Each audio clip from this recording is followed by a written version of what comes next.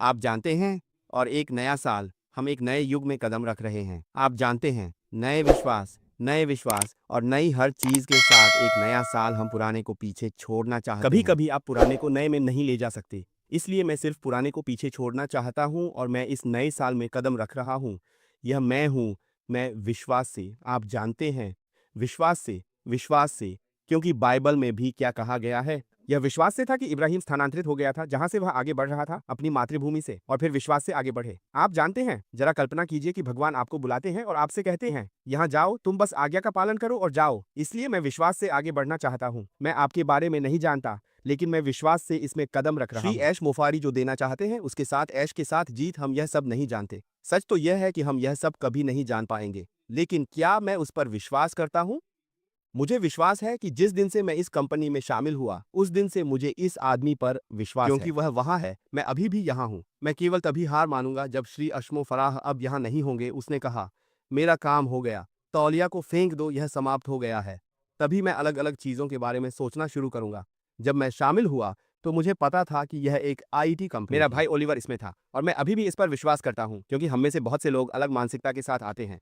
लेकिन मुझे पता है कि मैं एक आईटी कंपनी में शामिल हो गया हूं जो बड़े पैमाने पर होगी, और मैं अभी भी इसे देख सकता हूं और इसे महसूस कर सकता हूं, और विश्वास से मैंने इसे प्राप्त किया केवल है। एक चीज जिसे मैं अब 2025 देखना चाहता हूं, हालांकि मैं इसे बहुत बहुत छोटा रखना चाहता हूं। आप जानते हैं, हम इसमें कदम रखना चाहते हैं। मैं इसके साथ कदम रखना चाहता हूं। श्री ऐश ने बात की। आप जानते हैं, उठो, उन्होंने कहा। मैं आत्मविश्वास और साहस के साथ और नेतृत्व के साथ कदम रखना चाहता हूं। ईमानदारी से। ऐसा इसलिए है क्योंकि हम जिन प्रश्नों का उत्तर देते हैं उनमें से एक नेतृत्व के बारे में है। क्या आप एक नेता बनना चाहते हैं? हाँ, क्या आपको नेतृत्व करने की आवश्यकता है? यहाँ तक कि अगर मैं लोगों का नेतृत्व नहीं करता हूँ तो मैं खुद का नेतृत्व करना चाहता हूँ। मैं साहस और आत्मविश्वास के साथ कदम रखना चाहता हूँ, और नेतृत्व के साथ मैं खुद को सुश्री अशमो फराह जो कर रही है, मूल्य, इस कंपनी के निर्माण के उद्देश्य के साथ संरेखित करना चाहता हूँ।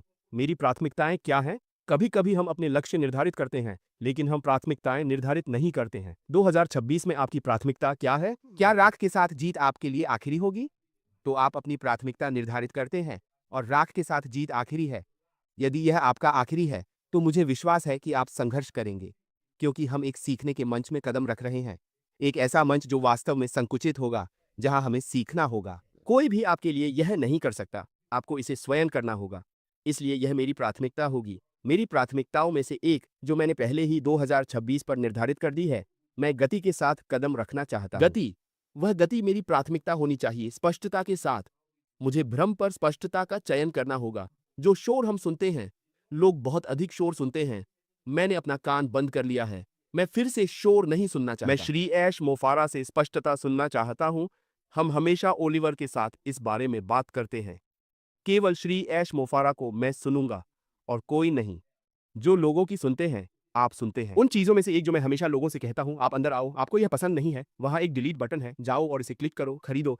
कारण बताओ कि आप अंदर क्यों नहीं रहना चाहते हैं। बस, लेकिन मैं स्पष्टता के साथ आना चाहता हूं। मैं फलना फूलना चाहता हूं। 2026 में फलना फूलना चाहता हूं। यही वह है जिसकी मुझे तलाश है, और ऐश के साथ जीत के माध्यम से मुझे पता है कि मैं यह करूंगा, क्योंकि मिस्टर ऐश मुफारा, उनकी चुप्पी बहुत कुछ बोलती है। जब वह शांत होता है, तभी वह चीजों को बहुत बहुत तेजी से आगे बढ़ा रहा होता है। और जब हम 2026 में आगे बढ़ेंगे तो हम इसे देखेंगे। इसलिए यदि आप उन लोगों में से एक हैं जिन्होंने कहा, मैं कुछ नहीं सुन रहा हूं, मुझे स्पष्टता चाहिए या मुझे एक रोड मैप चाहिए, तो आप बहुत बड़ी गलतियां कर रहे हैं। कोई भी कंपनी पीछे कुछ नहीं करेगी और आपको रोड मैप देगी। आप उनके लिए काम नहीं कर रहे हैं। आप शेयर धारक नहीं हैं। आप किस लिए रोड मैप करते हैं? तो आप यहाँ एक लाभार्थी के रूप में वह आपको आशीर्वाद देना चाहता है। क्या आप धन्य होने के लिए तैयार हैं? आपके लिए कोई रोड मैप नहीं है, कुछ भी नहीं है। यदि आप जो चाहते हैं वह थोड़ा नहीं पा सकते हैं, तो ऐसा ही हो, मैं इसे वहीं छोड़ दूंगा। बहुत बहुत धन्यवाद।